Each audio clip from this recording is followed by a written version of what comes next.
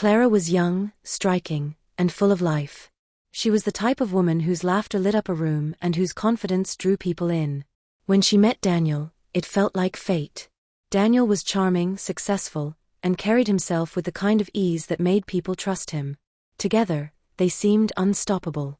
Before we go on, please, I would love that you kindly subscribe to the channel as I'm trying to grow it. Also like the video and drop a comment of what you think. Thank you, lovelies. Their wedding was the talk of the town. Guests filled the hall, cameras flashed, music flowed all night. Friends admired them, families boasted about them, and even strangers believed they had witnessed the beginning of something special. Clara herself believed it. She believed she had chosen a man who would stand by her, a man who would make her dreams secure. For a while, her belief seemed justified. Daniel was attentive. He took her on trips, brought her gifts, and called her his queen. Clara would often sit in their living room, sipping tea, watching him work on his laptop, and smile to herself, convinced she had made the right choice. But perfection has a way of cracking. Sometimes it starts small, a missed call, an unusual late night, a sudden change of tone. Clara noticed the signs, but she brushed them aside. After all, every marriage had its rough edges. At least, that was what she told herself. One evening, when the rain had just started falling and the house smelled of wet earth, Clara picked up Daniel's phone by mistake.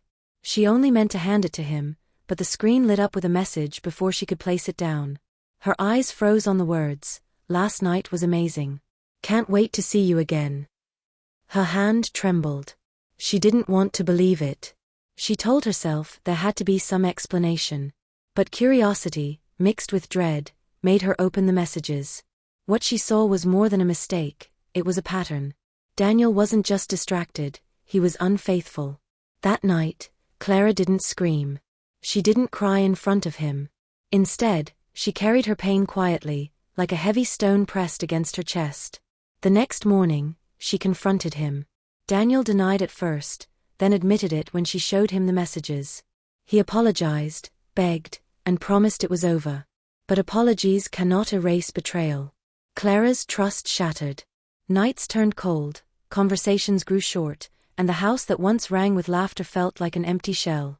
Finally, after weeks of trying to hold on, Clara filed for divorce. It was a decision that shook not just her home, but both families. People whispered. Friends asked questions. But Clara stood firm. She told herself she deserved peace more than pretense. What no one knew was that the end of her marriage was only the beginning of a far greater storm, one that would drag Daniel, Clara, and even Daniel's father into a web of choices no one could have predicted. The divorce was quick, at least on paper. Clara signed, Daniel signed, and just like that the marriage that once dazzled their world was gone. But emotions don't follow paperwork. They linger, they bruise, they gnaw quietly in the corners of the heart. Clara moved back into her small apartment on the other side of town. It was a place she had lived in before marriage, a one-bedroom space with peeling paint on the balcony but memories stitched into every corner. When she unlocked the door, the smell of dust and emptiness greeted her. She stood in the middle of the room and let the silence wash over her. She was free, but the freedom felt like loneliness. Days passed. She buried herself in work, tried new hobbies, even went out with friends. But the questions followed her everywhere. Why did Daniel do it? Was I not enough? Did I fail somehow? These questions were blades, cutting her even in moments of laughter. Daniel, on the other hand, seemed to move on with ease. He attended parties, posted pictures, and flaunted a life untouched by regret. People whispered again, maybe Clara was too rigid. Maybe she wasn't exciting enough. Maybe Daniel had no choice. The gossip hurt her, though she pretended not to care. But fate, with its sharp sense of irony, wasn't done with her story. One weekend, Clara attended a family gathering, not her own, but her friend Rachel's birthday party. She had dressed simply, a blue gown that hugged her figure without calling too much attention. She had promised herself she would only stay an hour. Yet when she entered the hall, her eyes met someone she had seen before but never really noticed, Mr. Harrison. He was Daniel's father. Unlike his son, Mr. Harrison carried himself with quiet dignity. His hair was graying, his voice deep but gentle. He was a man people respected instantly, not because of his wealth though he had plenty, but because of the way he listened, the way he spoke, the way he carried burdens without making a show of them. When he saw Clara, his face softened. "Clara," he said warmly, "it's been a long time." Clara hesitated, unsure of how to respond. She hadn't seen him since the divorce papers were finalized. She had half expected him to resent her, to take his son's side. But instead, there was kindness in his tone, almost as if he saw the weight she carried. They spoke briefly that night. Nothing deep, just polite words about work, health, and family. But when Clara went home, she couldn't shake the conversation from her mind. Over the following weeks, they met again. Sometimes by chance, sometimes because Mr. Harrison reached out. He asked about her well-being, about her dreams, about what she wanted for herself now that her marriage had ended. For the first time in months, Clara felt truly seen. One evening, as they sat in a quiet restaurant, he said something that lingered with her. "Clara, you gave my son the kind of loyalty most men only dream of. His failure is not your failure. Never believe you were not enough. Some men ruin the best gifts handed to them." His words pierced through the doubt she had been carrying like chains. Clara's eyes welled with tears, but she quickly wiped them away. "Thank you," she whispered, her voice unsteady. It wasn't long before the meetings became more frequent. Mr. Harrison made her laugh, something she hadn't done sincerely in months. He treated her not as a broken woman, but as someone valuable, someone still full of promise. Clara felt her heart stir in ways she hadn't expected. At first, she resisted the thought. This was her ex-husband's father. The very idea was scandalous. What would people say? What would Daniel say? But the more she tried to suppress it, the more undeniable it became. She was drawn to him. Not because he was Daniel's father, but because he was everything Daniel had failed to be. And then one evening, when the sky was painted in shades of gold and purple, it happened. Mr. Harrison took her hand, held it firmly, and said, "Clara, I don't know how the world will see this. I don't even know how Daniel will take it. But I know what I feel. And I can no longer pretend that I don't." Clara's breath caught in her throat. She had feared this moment, yet longed for it at the same time. She looked into his eyes, steady, kind, unwavering, and for the first time since her wedding day years ago, she felt safe. That night, Clara made a choice. A choice that would shock her family, enrage her ex-husband, and send ripples through everyone who thought they knew her story. She chose to love again. And she chose his father. At first, Clara and Mr. Harrison kept their relationship private. It wasn't out of shame, but because they both knew the world would not be gentle with them. They met quietly, a stroll at dusk, dinners at small restaurants away from town, long phone calls late into the night. For Clara, these moments became her sanctuary. For Mr. Harrison, they were proof that life could still surprise him, even at his age. But secrets have a way of spilling out. And when this one did, it was like lightning striking dry land. It started with a photograph. One evening, Clara and Mr. Harrison attended a charity event in a neighboring city. They hadn't planned to appear as a couple, but as the night went on, the comfort between them became hard to disguise. At one point, a photographer captured them laughing together, Mr. Harrison's hand gently resting on Clara's back. The picture made its way online the next day. By noon, it had spread across social media, sparking outrage, gossip, and endless speculation. Isn't that Daniel's ex-wife? Wait, isn't that his father? This can't be real. Tell me this is Photoshop. Daniel was at work when he first saw it. His phone buzzed with notifications, and when he finally opened the image, his blood boiled. His own father? With Clara? The humiliation burned deeper than anything he had ever felt. Without hesitation, he stormed out of his office and drove straight to his father's house. Clara happened to be there, seated in the living room when Daniel burst in. The air thickened instantly. "You've got to be joking." Daniel shouted, his voice trembling with fury. His eyes darted from Clara to his father. "Tell me this isn't real. Tell me this is some disgusting rumor." Mr. Harrison stood calmly, though his face carried the weight of the moment. "It's real, Daniel. And you need to calm down." "Calm down?" Daniel's laugh was sharp and bitter. "You're sleeping with my ex-wife. My own father. Do you know how sick this is? Do you know how humiliating this is for me?" Clara's heart raced, but she refused to shrink back. For too long, Daniel had spoken to her like she was less. This time, she held her ground. "You lost the right to be outraged the moment you cheated on me, Daniel," she said, her voice steady though her hands trembled. "You broke what we had. Your father had nothing to do with that." Daniel turned to her, his face twisted with anger. "And this is your revenge? Sleeping your way into my family? You think this makes you better than me?" Mr. Harrison raised his voice, firm and unyielding. "Enough, Daniel. You will not speak to her like that. What Clara and I share is not about you. It's about us.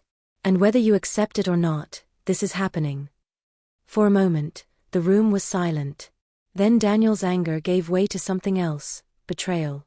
His eyes glistened, and his voice dropped lower. "How could you, Dad? After everything? You were supposed to be on my side." "I was on your side," Mr. Harrison replied, his tone softer now. "I supported you, even when you were wrong.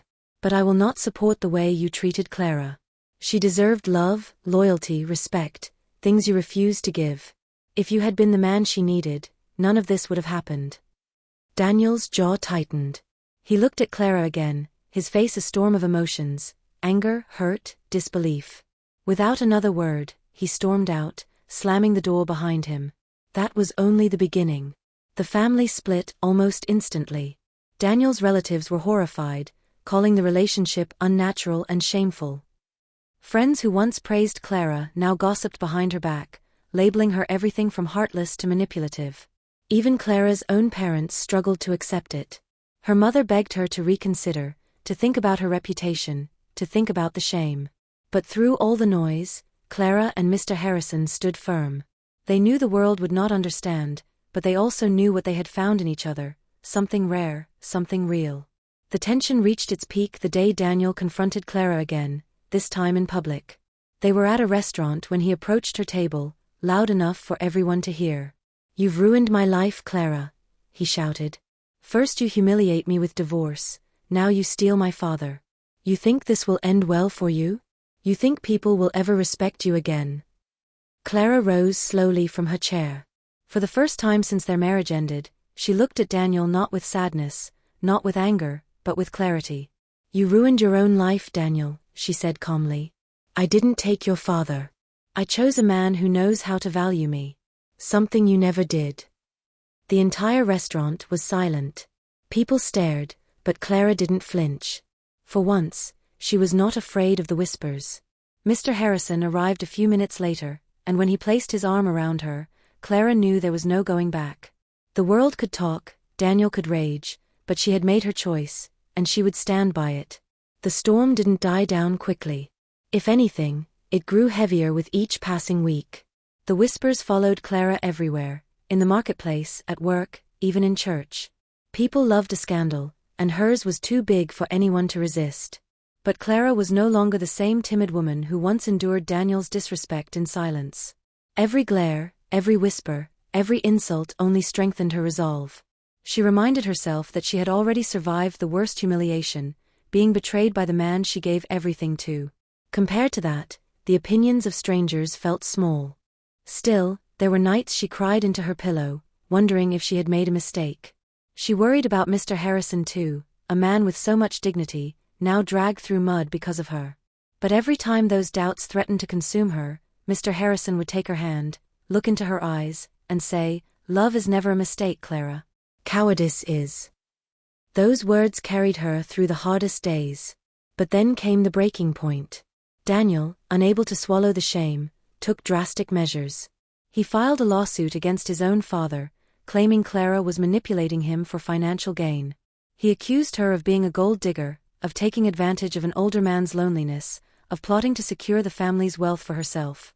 The case shocked everyone. It wasn't just a private family scandal anymore, it was public, ugly, and legal. Courtrooms filled with curious spectators. Newspapers ran headlines like, "Ex-wife battles son in love triangle with his father." Social media churned with endless debates. Some pitted Clara, others despised her, but no one could ignore her. In the courtroom, Daniel's bitterness was laid bare. He painted Clara as a woman with no morals, no shame, no boundaries. He spoke of betrayal, humiliation, and disgrace. His voice cracked with rage as he pointed at her across the room. But when it was Clara's turn to speak, she didn't raise her voice. She didn't cry or lash out. She stood with calm dignity, and told the truth. "I did not plan this," she said softly, yet firmly. "I did not fall in love with Mr. Harrison to hurt Daniel. I fell in love with him because for the first time in my life, I felt seen. I felt valued. Daniel broke my trust, broke my spirit, and discarded me. His father gave me back my strength. This is not about money. This is about love. And if the world cannot understand it, that is their burden, not mine." Her words shifted the room. For the first time, people saw beyond the scandal. They saw a woman who had suffered betrayal, who had been shamed, yet who stood boldly in her truth. The judge dismissed Daniel's case, calling it nothing more than a bitter son's attempt at revenge. The humiliation now fell on Daniel. The same media that once mocked Clara turned on him, calling him childish, petty, and vindictive. That day marked a turning point. Clara and Mr. Harrison no longer hid. They attended gatherings together, walked hand in hand through the city, and slowly, the whispers began to fade. People realized that no matter their judgment, the two remained unshaken. In time, curiosity turned into reluctant acceptance. Months later, when Mr. Harrison proposed to Clara under the quiet glow of a candlelit dinner, she said yes without hesitation. Their wedding was small, just a few close friends, Clara's supportive older sister, and Mr. Harrison's loyal business partners. Daniel refused to attend, and neither did most of the extended family, but it didn't matter. For Clara, the day was not about the size of the crowd. It was about standing beside a man who chose her, who respected her, who cherished her. As she walked down the aisle, dressed in simple elegance, she caught Mr. Harrison's gaze. His eyes, filled with pride and love, erased every trace of doubt she had ever carried. When they exchanged vows, she knew she had not only found love again, she had reclaimed her life. After the ceremony, Clara's older sister pulled her aside. "You know the world may never fully understand this," she said gently. Clara smiled, her heart steady. "They don't need to. As long as I understand it, and he understands it, that's enough." And with that, she stepped into her new life, no longer as Daniel's ex-wife, but as Clara Harrison, a woman who turned her greatest heartbreak into an unexpected love story. Because sometimes, life's cruelest twists lead to its most beautiful endings.